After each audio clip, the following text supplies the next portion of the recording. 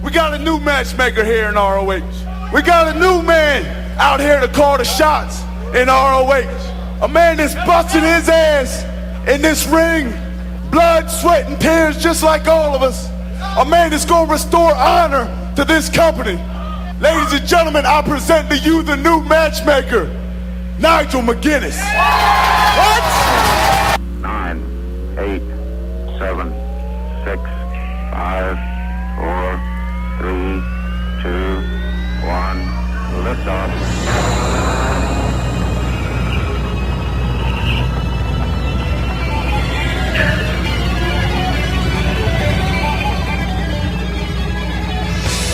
It's a ragtag fugitive fleet this afternoon. We are the Battlestar Galactica of Bump and Cell. Greetings, good afternoon, how you doing? Welcome. 24 till the top of the hour. This is Beyond Ringside. Fast Eddie Lane live behind the control panel. Maybo, come on in. Mark Bowman. What up? I got some semen-stained tacos, Trick. Oh, you actually said it. Ladies and gentlemen, welcoming in tag team part of the Wicked Nemesis. Hey, how's everyone doing tonight? Sick as hell, but holding up. And I've got a condom on my microphone, therefore I am practicing safe speaking this afternoon. So, hey, what the hell? Drunk as hell, but no throwing up. No. Halfway home, and my page is still blowing up.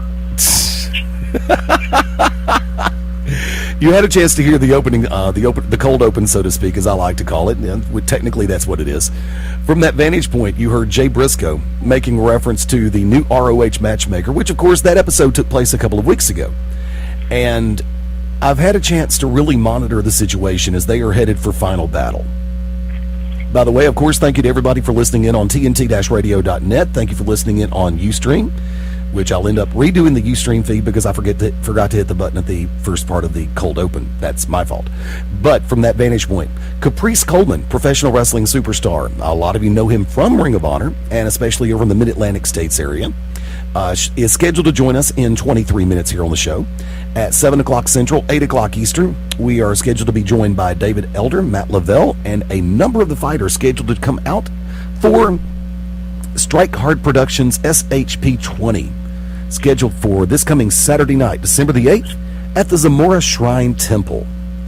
Looking forward to that. It's going to be a great outing for mixed martial arts in Alabama. I know what that is. Yeah, it's not too far from where you live, Ding Dong. Yeah, buddy. I ain't got nothing else to add today. I'm sorry, some semen-stained tacos.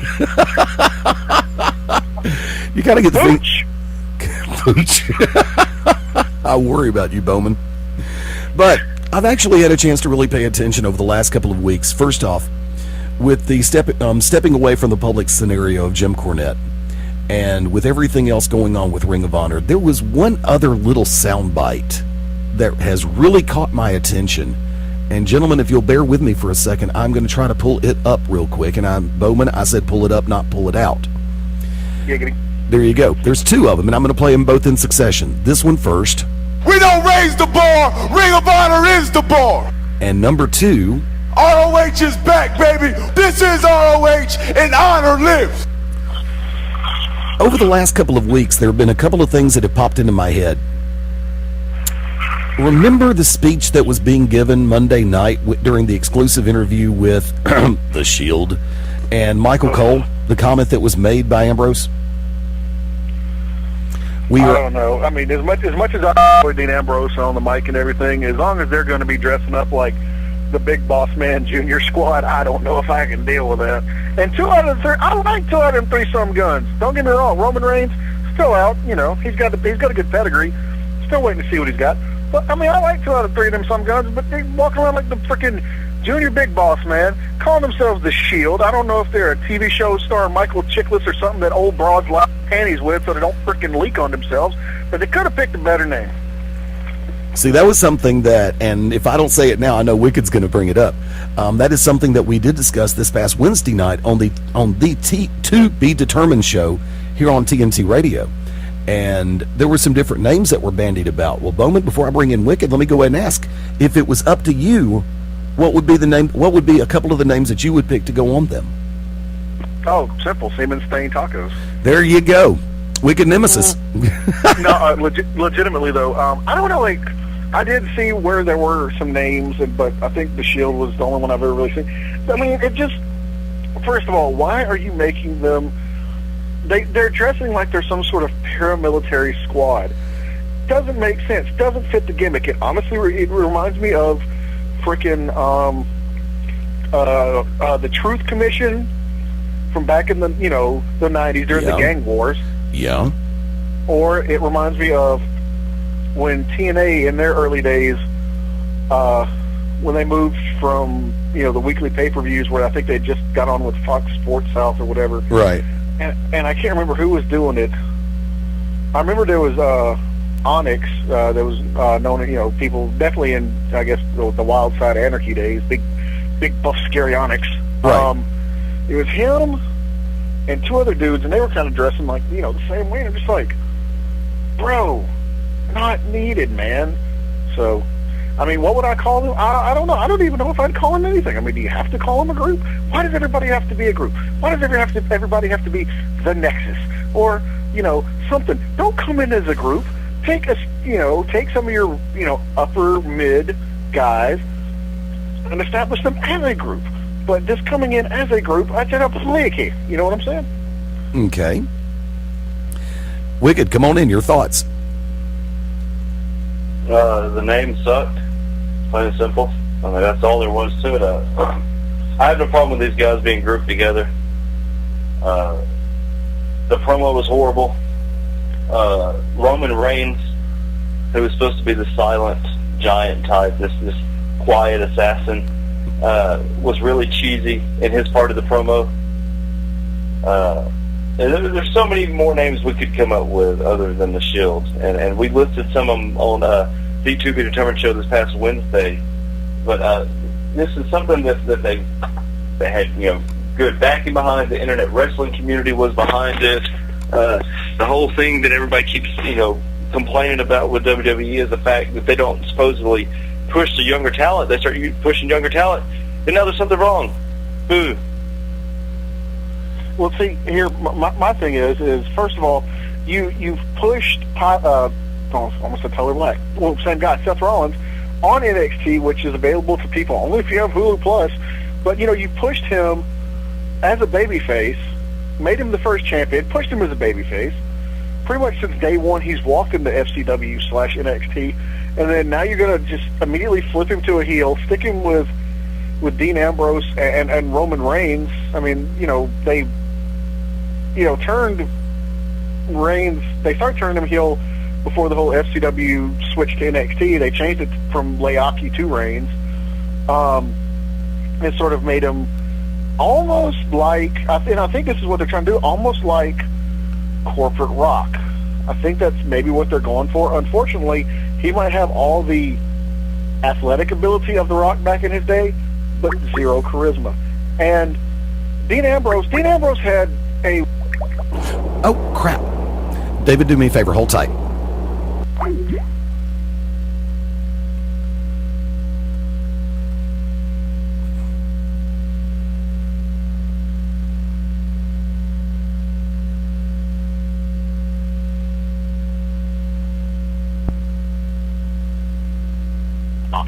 Legit, you could have brought in Cassius Ohno, and he would have looked scarier. He would have looked like paramilitary Jesus.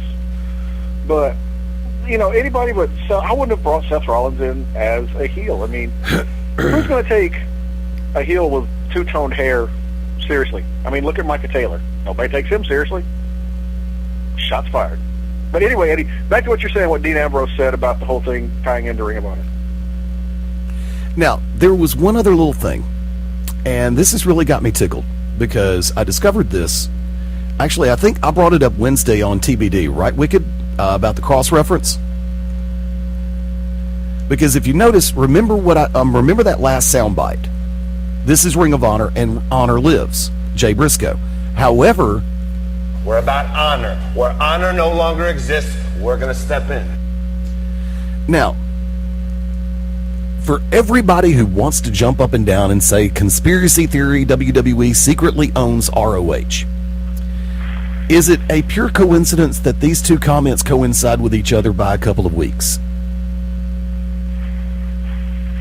Mark, yay or nay? Oh, I was waiting for you to say something. Yeah, it is. I mean, yeah, that's about the same as, some conspiracy theory nuts who are on this show who claim that WWE owns TNA. Not naming names, that's the deal ain't. But was it a coincidence? Yes. I mean, plain and simple. But here's the thing. The Shield, and it really sickens me to say that every time. I want Sam Jackson to show up and just yell at him.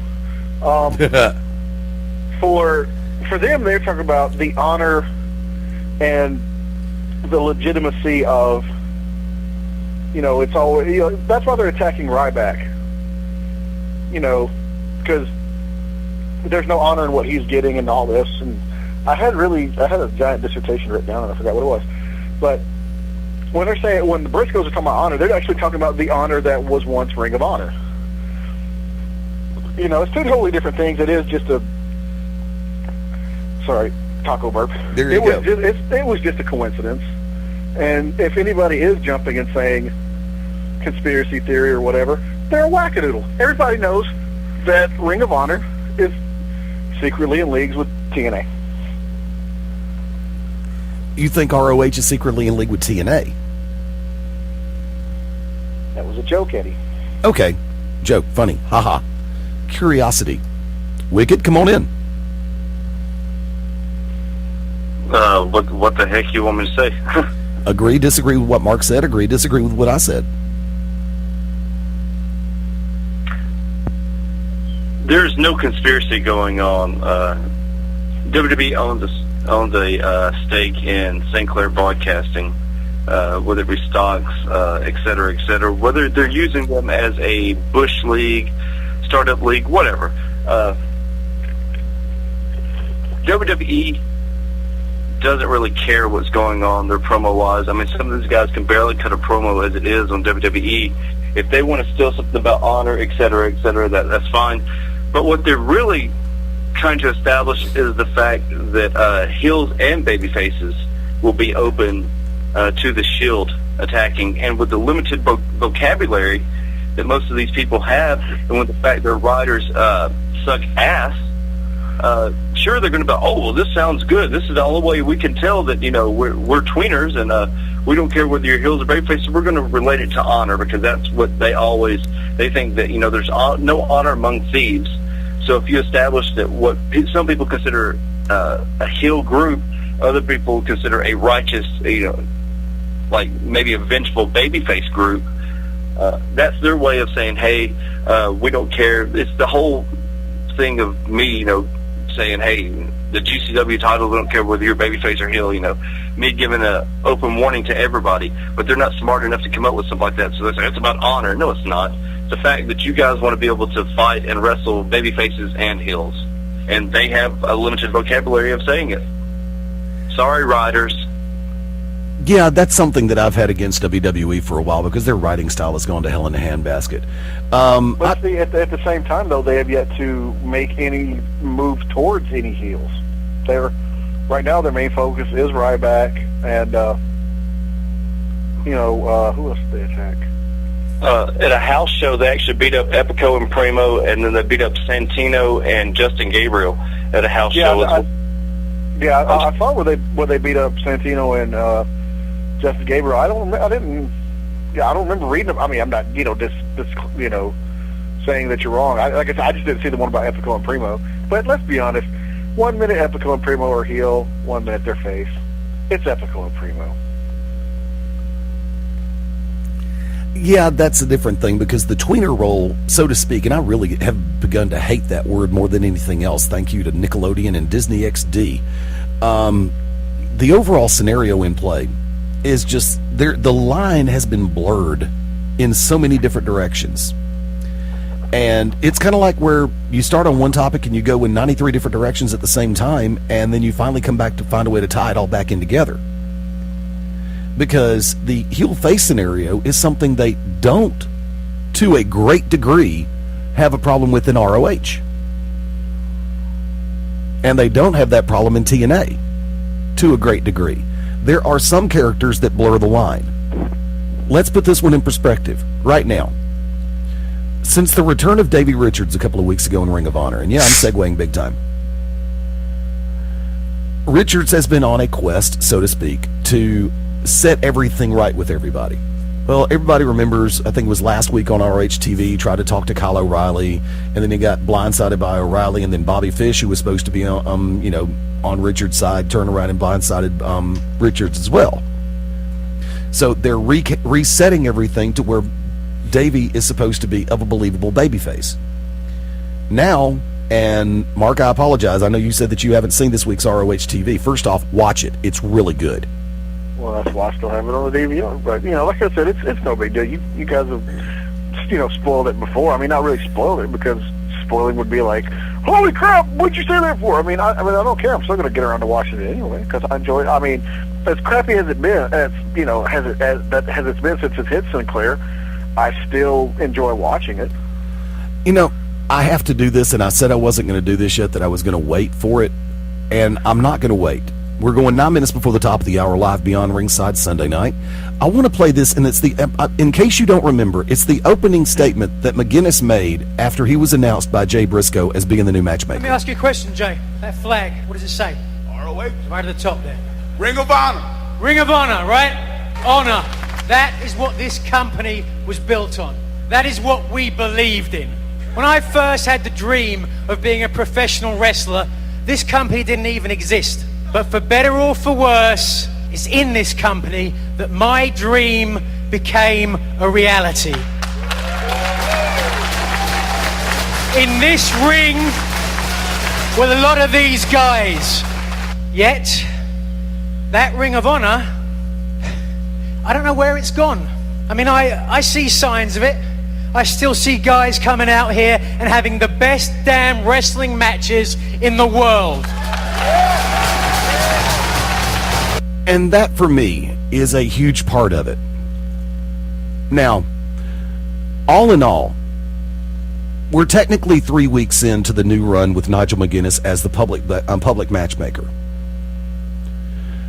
Based on what you've seen, in all legitimacy, and normally you wait a month before you ask this question, but I want to ask it now. Based on what you've seen, how would you grade the overall product? Improved, about the same, dropped down, A, B, C, D? Bowman. Well, to me, it still seems the same. I mean, I haven't really. It's a lot less annoying, and I'm going to be honest with you. I know he's been on the show and all this and the other, but I've never cared for Jim Cornette, on air and off air. Nothing against the guy, personally. There's people who, in this business do what they do, and they annoy you, they tick you off or whatever, and that's because that's their job. You like that person, or you dislike that person because they've done such a good job. You dislike that, and you admit that. You be like, oh, I hate him, and it's because he does this and this that I hate him, and he's so good at it. But to me, Cornette has always just annoyed me more than caused anything else. It's just like, you're annoying, you're hackneyed, you're you're old school, but not even in a good way. And I'm glad he's gone. It's just he didn't really bring anything. I mean, sometimes authority figures just need to be authority figures. They don't necessarily have to thrust themselves into anything major. You know what I'm saying? But it has I haven't seen anything shocking. Nigel's made some announcements or whatever. Have I seen anything shocking that's just grabbed me by the short and curlies and made me go, holy crap, the original Ring of Honor is back? Ah! No, it hasn't. It hasn't. I mean, he's played the role well, but I've always been a fan of Nigel McGuinness. Even when he was doing his run in TNA as Desmond Wolfe. I have been a Nigel McGuinness fan. I was fortunate enough to catch him back when he started in HWA. Well, not really started, but when he was in HWA back in Heartland Wrestling Association, Les Thatcher's company. I was fortunate enough to catch him a couple times there. I like his work, I'm not going to lie. But has he done anything right now that has cemented in this short time, that cemented, me back as a staunch and diehard Ring of Honor supporter? No. Not really. So I'm going to say it's a step up from, it's an improvement from Cornette, but that's like saying an overcooked hamburger, it's a step up from a dog turd. You're going to enjoy this a lot better because it doesn't suck, right? But it's still not what you want. Wicked Nemesis, come on in real quick. Mabel hit it right on the head. It is a step up, is an upgrade, but I mean, this is putting a Band-Aid on an open wound. It's still going to bleed out no matter what.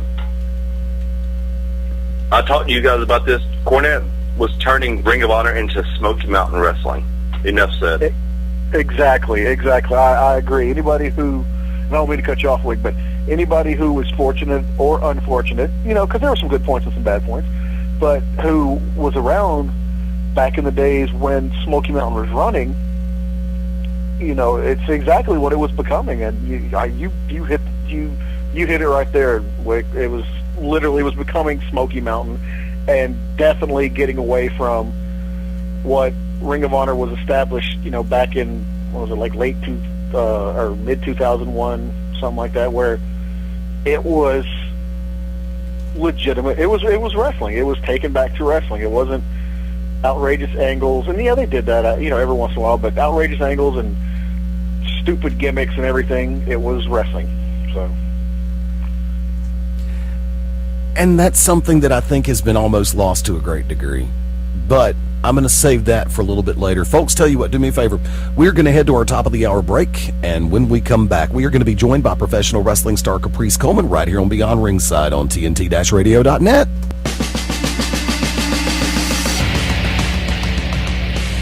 Welcome to the original Rockin' Wrestling Radio Show. Welcome to Beyond Ringside, your source for wrestling, MMA, and boxing in the Southeast. To contact the Ringside Roundtable of Beyond Ringside, email them at beyondringside@gmail.com. And now, your host for Beyond Ringside, the myth, no myth, all legend, Fast Eddie Ray. You got it. On a phenomenal Sunday afternoon, making our way toward a Sunday night, and then some. Welcome to Beyond Ringside. Thank you, Mike Macaroni, for the intro. Always a pleasure to hear the dulcet tones. Ladies and gentlemen, tag team partner Mark Mabo Bowman on board. I've got some tacos left, and I've had some Gatorade, so I've rehydrated the fluid. So if anybody needs some tacos with some of that special seasoning, just let me know. Like to welcome in tag team partner, the Oracle of Ominous, the Wicked Nemesis. I know we have a wide array of fans. Now, with those, we have some people that know the religion. Ladies and gentlemen, it's Sunday night. It's time to go to church. And it is time wrestling church, ladies and gentlemen. And the doors are open. Ladies and gentlemen, we are being joined by a very special guest, and actually rejoined, if I may, by professional wrestling superstar, also known as the Redreamer, if my notes are still correct, Caprice Coleman. Welcome back to Beyond Ringside. Great to be back, man. Thanks for having me back on the show. How's everything going? It has been crazy. It has been chaos. It's pretty much about the same from the last time you were on. Yeah, that sounds about right. Sounds about the same. And you managed to bring in, of course, right now you are very well noted for tag team wrestling action, and you've got a very special guest alongside of you in the name of Cedric Alexander, right? I have a special guest. I'll let him introduce himself. Hello, people. I am Cedric Alexander, the one and only. So, ladies and gentlemen, we are being joined by the internationally known tag team of CNC right here on Beyond Ringside. It is a great honor to have both of y'all on. First off, Caprice, if I may, it's been a while since we've really had a chance to speak, and I know that you have been a very busy person. Let us know where all you've been hiding at. Basically, man, I've been trying to stay busy. Still doing ministry work. Still have my company that I'm running, and still doing Ring of Honor stuff. And Ring of Honor is keeping us pretty busy.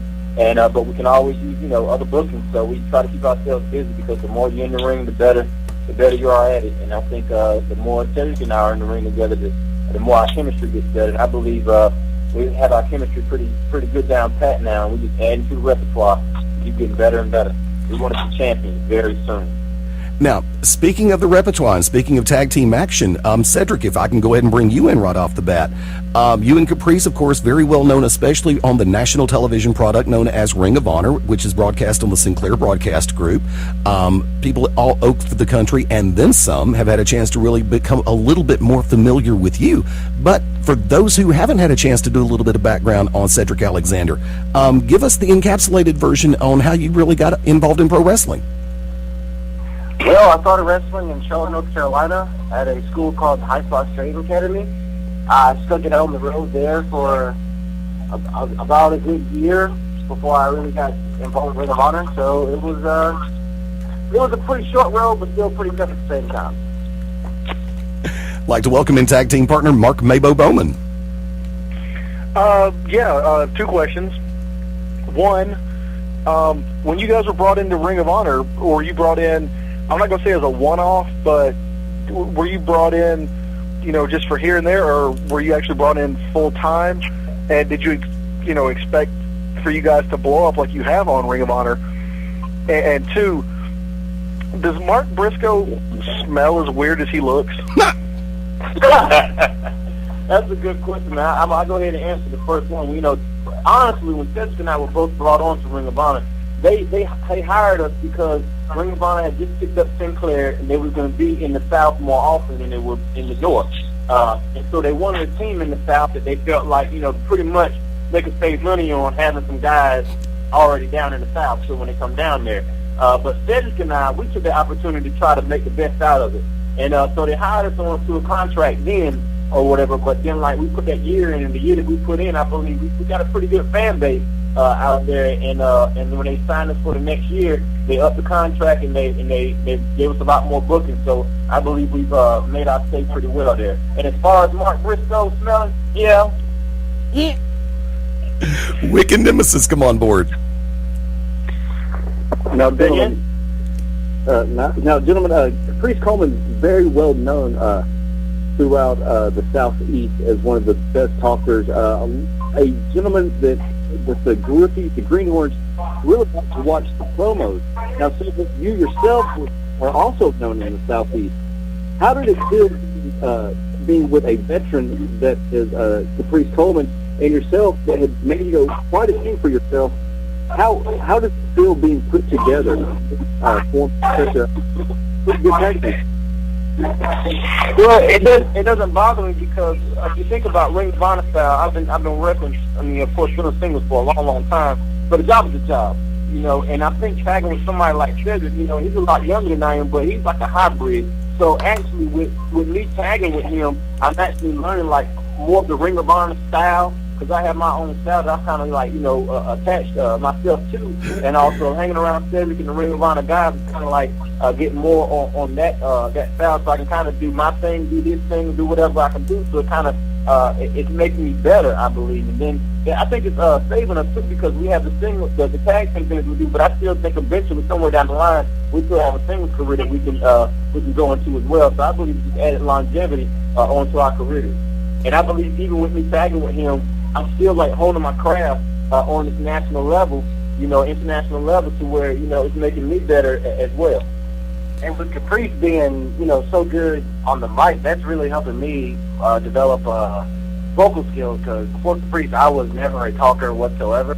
But now that I'm like you said, helping him out with the Ring of Honor style and all that, he's really, really helping me bring my personality out in front of people, besides, being just a guy who can do, all kinds of cool stuff in the ring.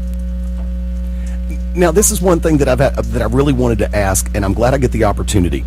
Having worked in the indie circuit, I really hate to use that term, for as long as both of y'all have, and you get to some promotions where, whether it's a tag match or a singles match, go 5, 6, 7 minutes. Go 10, 11 minutes. And you go to ROH, and you're going 19, 20, 25 minutes in a tag team match. How do you adjust your psychology, much less the physicality, when you're getting ready to go into an ROH match and you're working that much longer of a match? Caprice, I'll ask you first.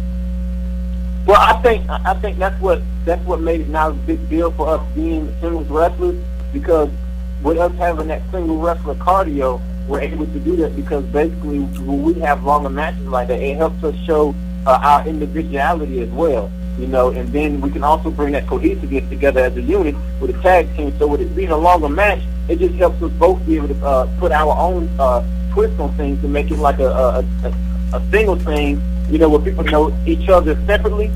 You know, they know what I can do, they know what he can do, they know what to expect from me, they know what to expect from him. And then when we come together as a cohesive unit, you know, we bring our tag team stuff and combine. So, and it's actually, I enjoy it more because it's like, at some levels, you know, in some shows or whatever, 7 minutes is probably all they need to make the show look good. I mean, to make, you know, because after 7 minutes, things probably fall apart. But with Ring of Honor, you know, after 15, 20 minutes, people want more, you know?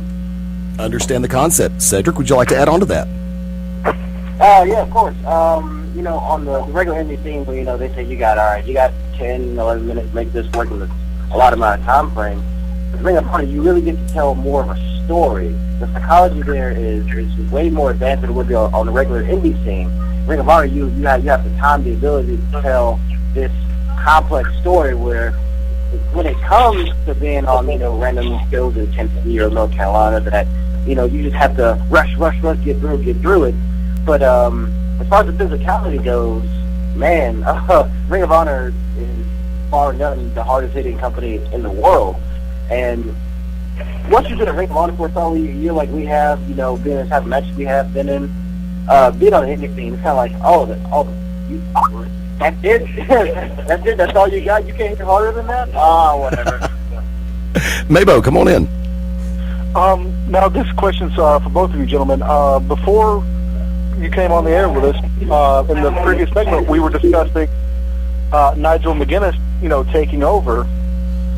And just in your own opinion, as compared to the old guard, how do you think Nigel has done so far?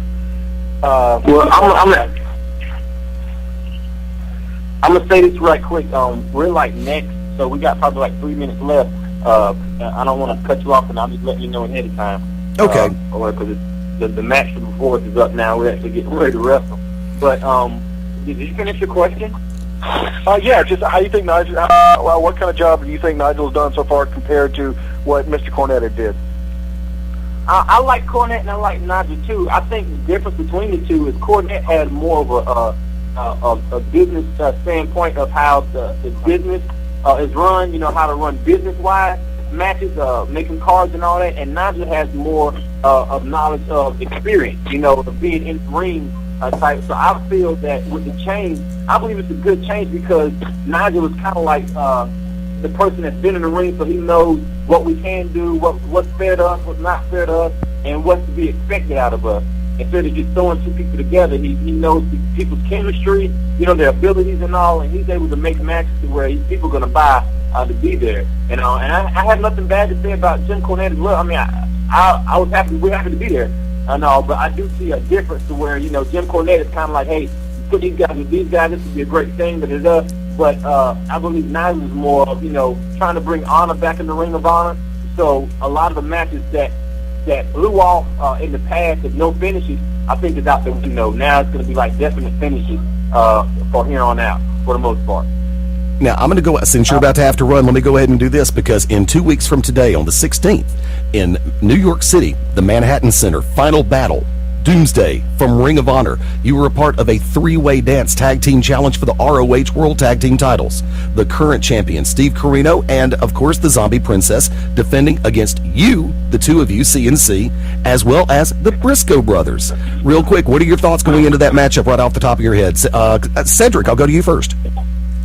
All right, with that match, I'm a little nervous, being that not only is it a triple threat match for the tag titles, but we're in the Hammerstein Ballroom in New York City. You know, for me as a fan, that is a very historical place to wrestle in. And we can walk away as the tag champs. And that building, it doesn't get any better than that, in my opinion. And with my opinion, I was talking to Cedric and I was saying, you know, look at us last year. Last year at Final Battle, we were put into like a gauntlet match to where it was just pretty much exposing the tag team division and how good our tag team division is. But now, a year later, we're in a main event match, you know, and their teams have been there for years, that would love to be where we're at, but I believe we put the work into where the company sees, hey, these guys are for real. They're not just sugarcoating. They're happy to be here, and they're going to continue to get better. So win or lose, I believe we're being taken seriously, but we want to come out with a win. Well, let me go ahead and say this before I let you run. Mabo made the reference to a one-off. I have to sit back and say, when y'all debuted, it was a walk-off home run, 455 over the center field wall, and it was great to see both of y'all. It's great to have both of y'all on the show. I would love to have y'all come back when you have a little bit more time. Is that cool? That's cool. That's cool. And I apologize, man. I booked this date, and I didn't think about, I forgot about the show that we had this night, man. I dropped the ball on that, so I take the fault on that one, man. And I feel like I owe it to you to be able to call back one more time. How's that? We'll hold you to that, guaranteed. Caprice, Cedric, thank you both for coming on. Ladies and gentlemen, CNC, internationally known tag team, Caprice Coleman, Cedric Alexander, right here on Beyond Ringside. We're going to go ahead and go to our quick break, and we'll be back on the Beyond Ringside Radio Network right after this. Rangers.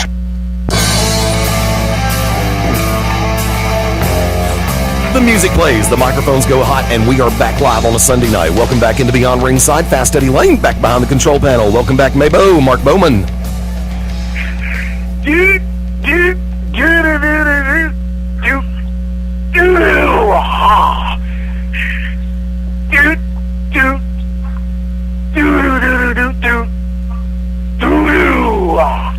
He's thinking about creepy clowns while he's taking taco farts. There you go.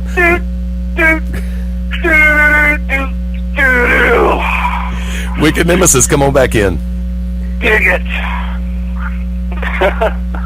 You know, we need to give a big shout out to those that are actually listening via Ustream. TeamTD-radio.net was down for a little bit. It is back up. Thank you to Erison, Dame Christopher, Yes. Daryl B, for those of you that listen on a consistent basis. But I want to take an opportunity really quick. I was going to hold this out. Thank you to Caprice and Cedric for coming on.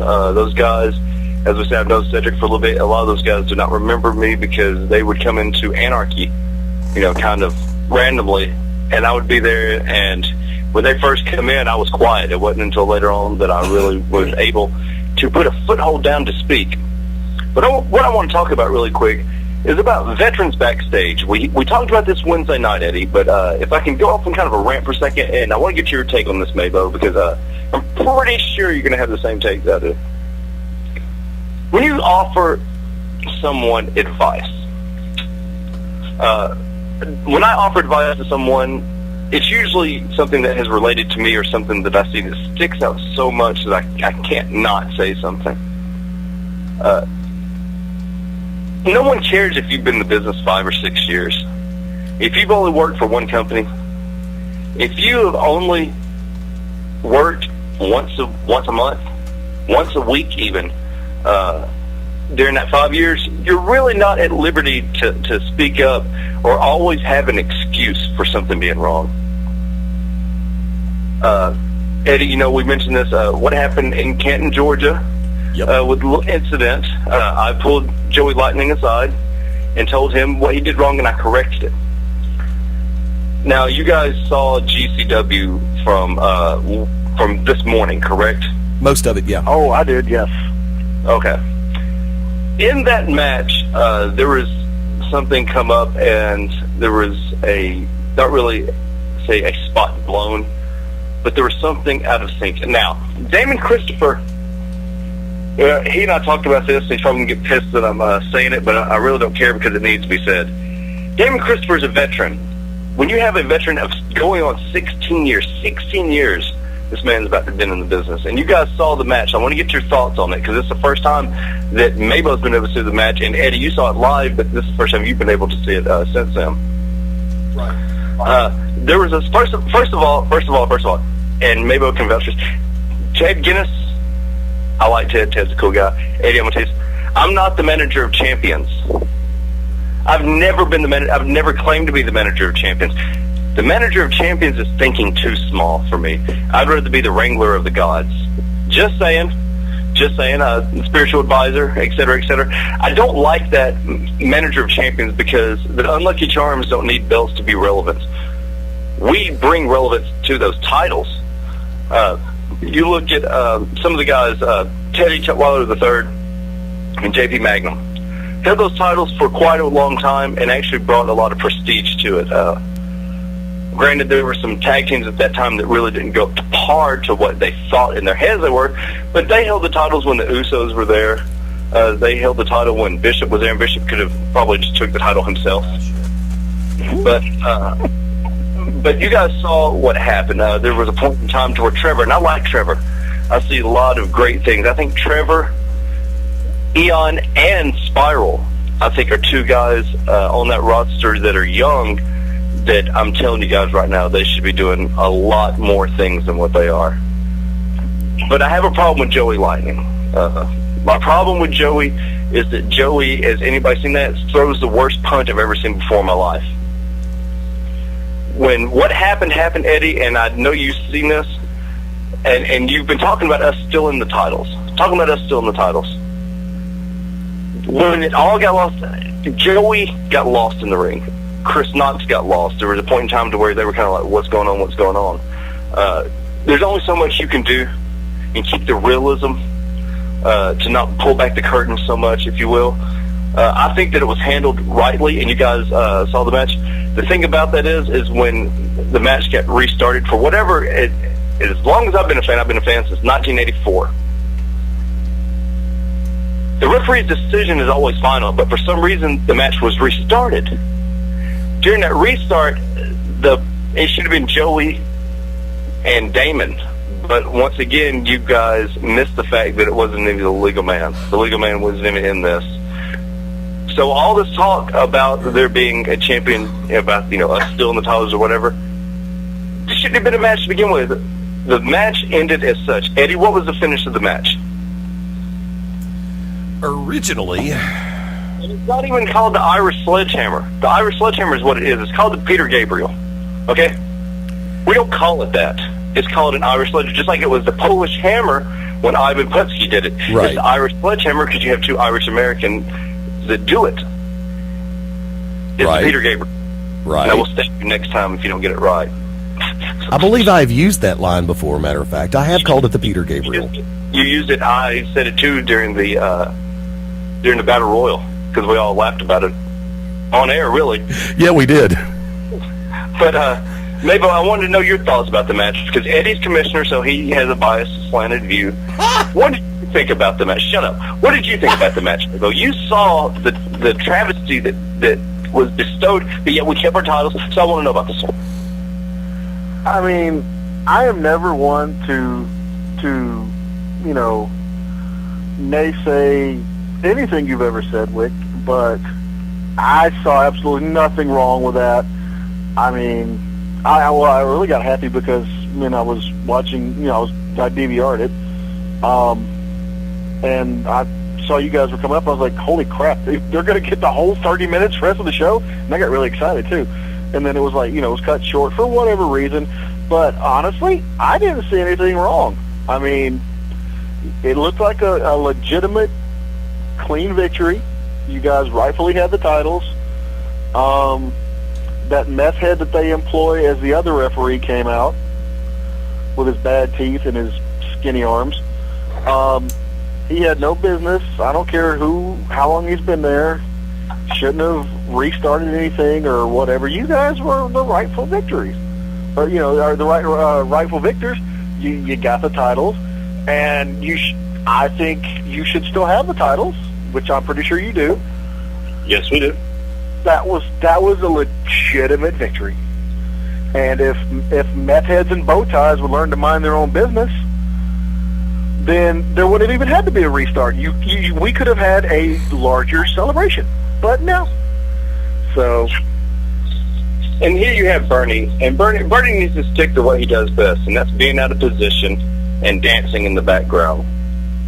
Leave it to such a fine, upstanding individual from a pedigree of wrestling legacy, being Jeffrey McGowan, in all his glory, made the 1, 2, 3, rightfully so.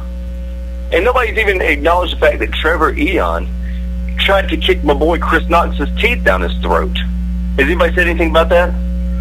No, of course not, because we're looking at, and you know why? It's because they're Irish. And the fact that Full Throttle are African Americans, You have African Americans and Irish Americans. I just don't understand this. When did this become such a race war? And I blame you, Eddie. Oh, great. I blame all the racial tension backstage because of you. Because you take cigarette breaks. How dare you try to smoke a cigarette during intermission? I don't understand this. Mabo, you should have been there. You should if Eddie took a minute of his time to smoke a cigarette, how outrageous. Well, first of all, he should just be like any other, self-respecting individual and just smoke while he does it. But I mean, look, if the owner of the company could take time to smoke a ham in the middle of the show, then Eddie should be able to smoke during the show. But that's beside the point. I, for one, have, been watching the GCW show for some time now because, I'm awake at 1 o'clock in the morning and I can't sleep. And let's be honest, unless you're on, unless you or your charges are on there, it helps me fall right to sleep. But in the time come on, it's so vanilla, it's ridiculous. You guys are the chocolate sprinkles that make that vanilla show that much better. But in the time, I have watched one Jefferson Davis McGowan referee. And he's been a fine, upstanding referee. I believe it's his father's the one with the skullet. Yes. And yes, sir. anyone birthed from the loins of a person with a skullet, it's obviously always going to be on the up and up. They're going to make the right judgment calls. They're not skinny anorexic meth heads with bad teeth who, apparently, and it's very obvious that, Methy Kiwanowitz sits there and cheers for all the good guys. If you don't believe me, watch any episode. He's always clapping and dancing for him like the little butt monkey that he is. Back into the left. Back into the left. I'm telling you. So if you don't believe me, go review all the footage. Last night, for example, I forgot what match it was, but I was watching it, and Coleman, I believe. Yeah, I believe it was the new guy. Which, by the way, it's okay if you want to start off the match with 18 arm drags. That's fine. Whatever. Mr. Barbecue Jake Cole or whatever your name is. But yeah, he was sitting there clapping and dancing and shuffling his little feet like, apparently he couldn't, get his bump he needed before the match.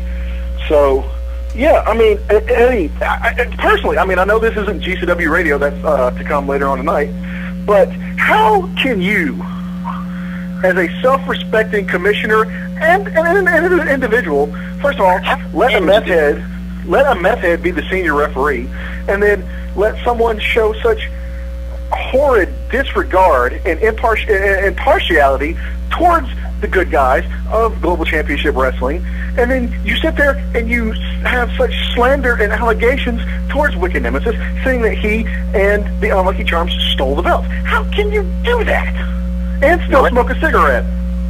He said grand theft, and he said this on my own radio show twice. Twice he's been on my radio show, which, congratulations, by the way, Fast Eddie Lane, the Magic City Motor Mouth, is actually our new third wheel, if you will, on the To Be Determined show right here on this very station. So, how dare you?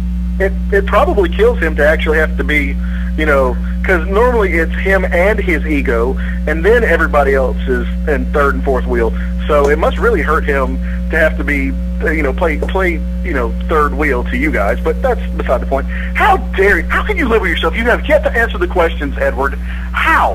How can you live with yourself? You've got Methy McMetherson clapping and dancing for the faces, sitting there letting him overturn freaking decisions, and yet you obviously have issues with those who are of Irish American and Bohemian descent, and you accuse them. Why? What? Because they have tattoos? Because they have mohawks? Because they don't fit in your lexicon?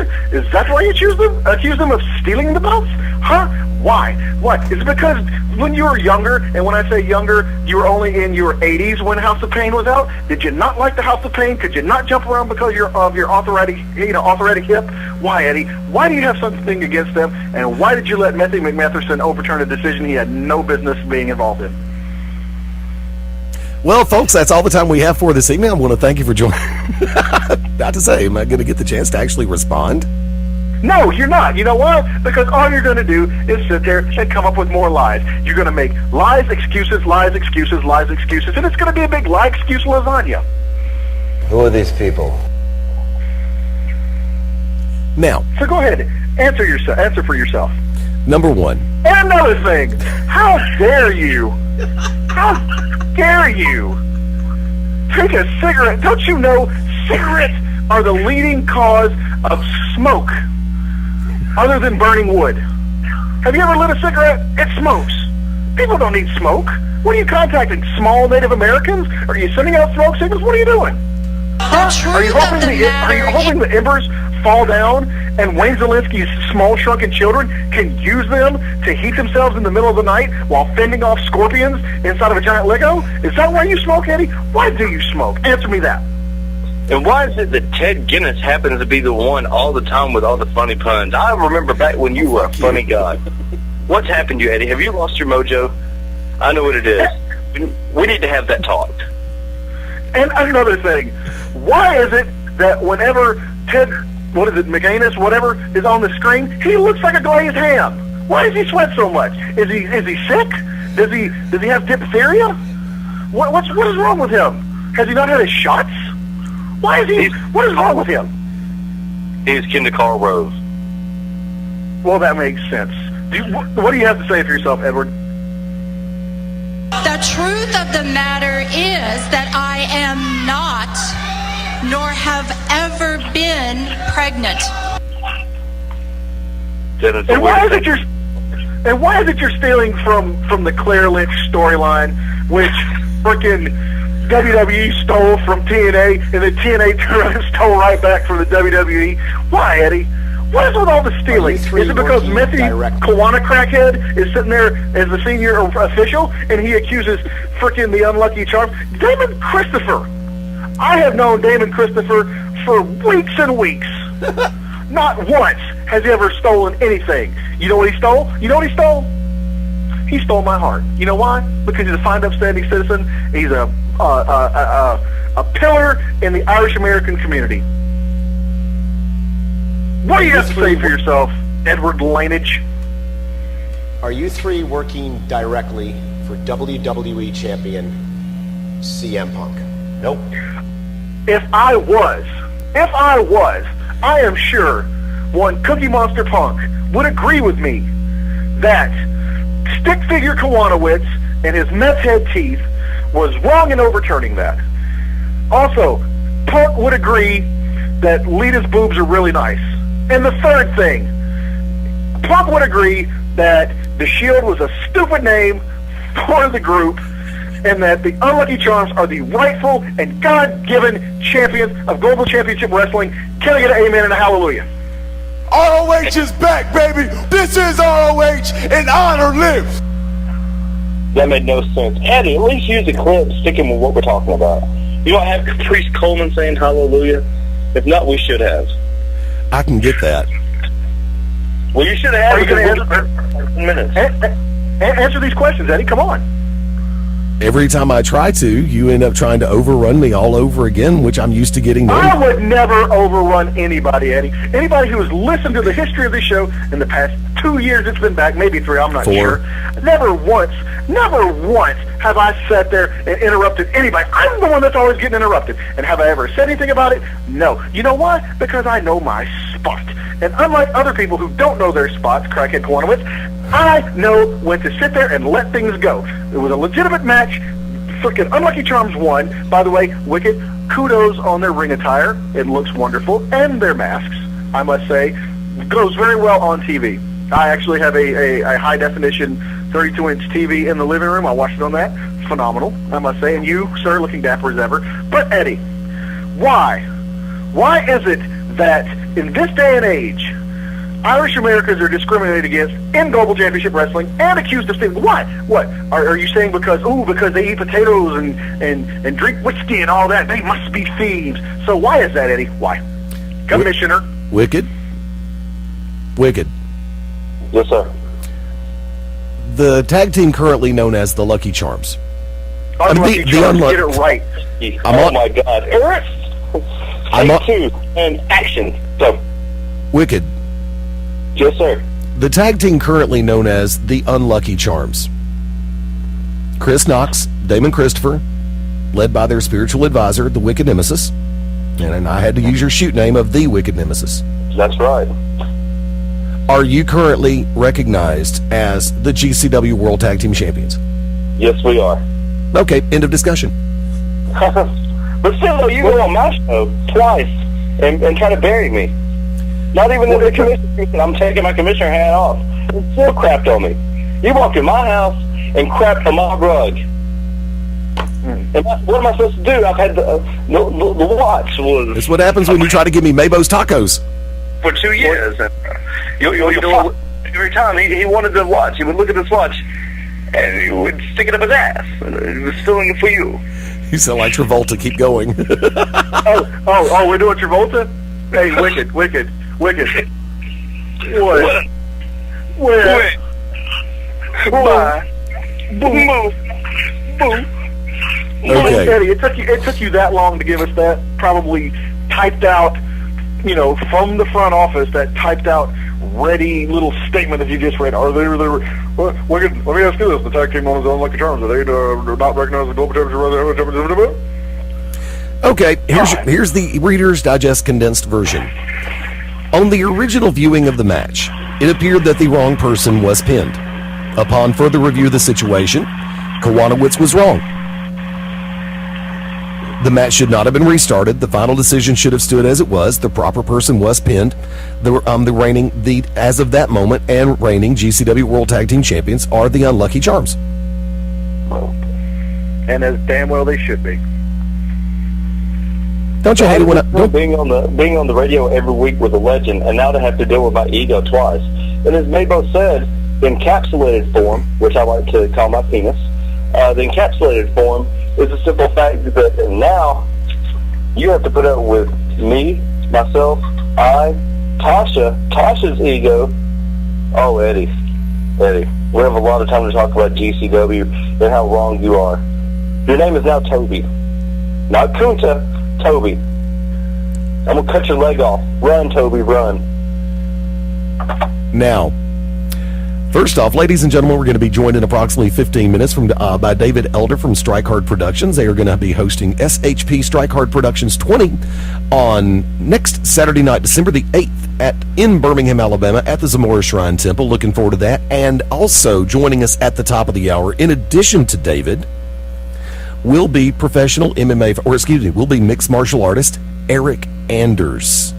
Now, friends of ours from the home state of Alabama are going to recognize the name of Eric, E-R-Y-K Anders, because Eric Anders was on the 2009 Alabama Crimson Tide National Championship team. So I'm going to get a chance to ask Eric how he feels firsthand about the University of Alabama Crimson Tide going back to the national championship game for the third time in 4 years. In addition... If you asked him that, what? You're a mark. Don't ask him that.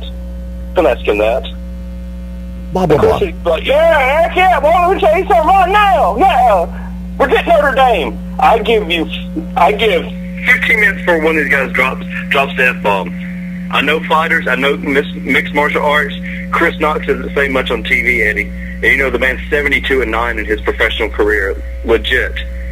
And the man cusses more than I do. I'm just saying. That's hard for me to believe, Wick. Kudos to bringing on 15 mixed martial arts. I didn't realize there were 15 mixed martial arts without the name Bubba or Johnny Ray Bob in their name somewhere in Alabama. So kudos to that. That is a hell of a statement right there. By the way, you're still trying to... What just happened? They may be scared to come on with us. By the way, you're still trying to come to the show next week, right? Yes, I am. Okay, good. I got you covered. Mabo, you want to go? You got me covered. Yeah, as far as tickets go. I'm a legend. You should have me covered. I'm the reason why this .com's still afloat.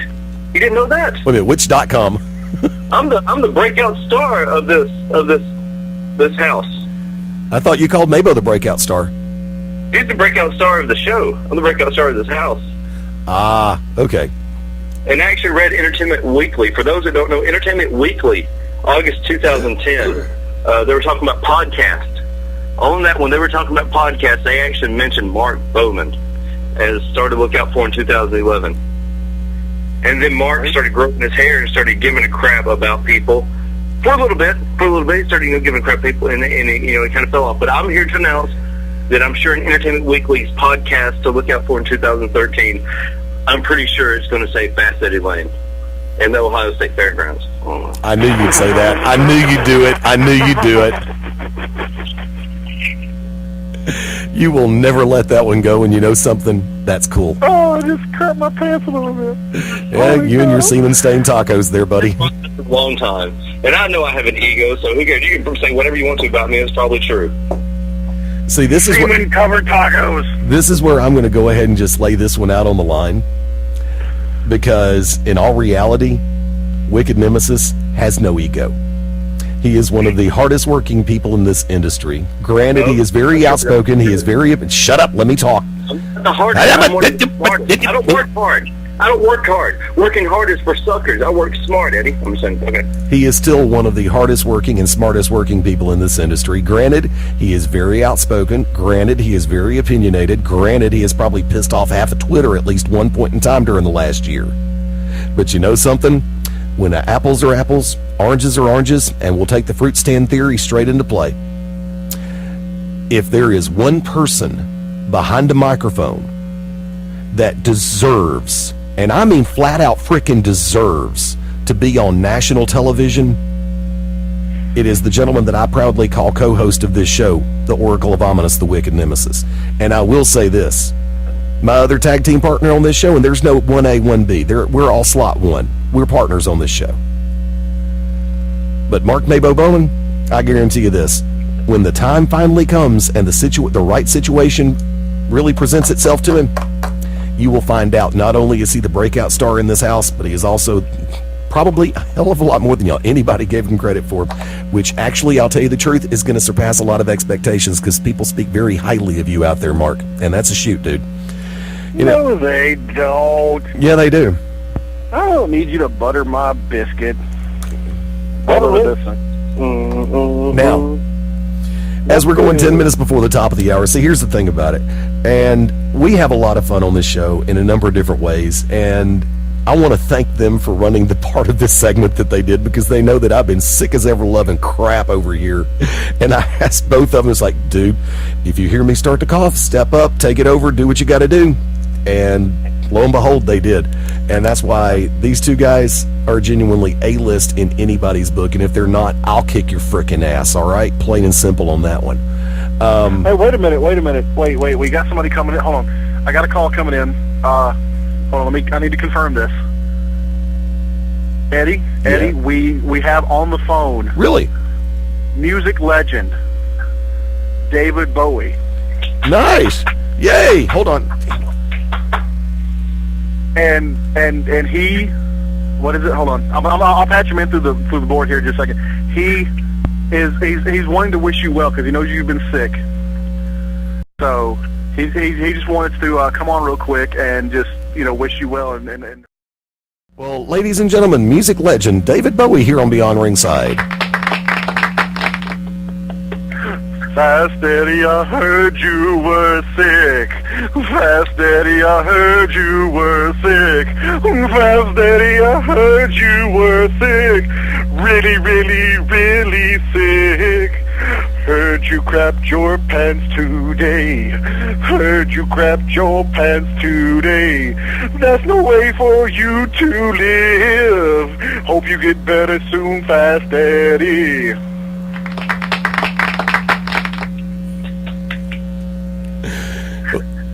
And knowing David Bowie like I do, he's probably already signed off the telephone, so I would like to say thank you very much for David Bowie coming on with us here on Beyond Ringside tonight. Appreciate the song, dude. It's going to go to number one. In the words of one of my favorite comedians over the last 10 years, mention me on your album and it'll go aluminum. So, yes, I just used a Larry the Cable Guy reference there. We're going 8 minutes before the top of the hour, and gentlemen, just in case y'all decide to bail, because I know Walking Dead's about an hour away, but I know we're also going to be shifting gears going into the next segments. I'm going to go and open up the doors. Mark Bowman, last call. Oh, I mean, I'll stick around till after the strike card thing or whatever. Okay, cool. I'll listen in, just don't. But yeah. So if Wicked needs to go ahead and do the dude, then he can go ahead. Okay, Wicked. I guess I'll go ahead and do mine because I don't know when I'll be able to get off. First of all, the To Be Determined show, Wednesday nights, 9 p.m. Central Standard Time, on this very URL, this very website, being TNT-radio.com. TheTubeBeTournament.net. Also, you can check out some archive versions of The To Be Determined Show, Beyond Ringside, and Shoot Finish on my YouTube, Wicked Nemesis Enoch. I hope you guys can check it out. Some old times for us guys. What happened? Was that guys? Wicked, go ahead. Keep going. I'm hearing God echo in my head, so I will go ahead and say this. David, Caprice, thank you for coming on. Cedric, thank you for coming on as quick as you did. I know you guys were going right to the ring. I think that's the first time I've ever done an interview with you to the ring, so thank you guys for that. Make sure you check out Cherry Awful of NWA Top Rope will be on the Ustream Show this Wednesday. I do want to say, go out and support your local wrestling. This Saturday, besides the MMA mega event that's going to be going on in Birmingham, also UIW Universal Independent Wrestling will be in Buchanan, Georgia, with a decent card. So go out and check those guys out. Go out and check out any independent wrestling around yourself. I will take this moment to tell everybody once again, thank you and welcome to the To Be Determined Show. Looking forward to it. Wednesday nights, definitely a blast as well. All the way across the board. Simulcasting on TNT-radio.net, of course, running through Ustream, our regular Ustream channel. Replays being handled through Beyond Ringside 24/7 through BeyondRingside.com. Folks, we're going to go ahead and head to our top of the hour break a little bit early. And like I said, when we come back, we're going to be joined by David Elder from Strike Hard MMA, as well as MMA fighter and former member of the Alabama Crimson Tide, Eric Anders, and a number of the fighters scheduled to join us on the Strike Hard 20 show next Saturday night in Birmingham.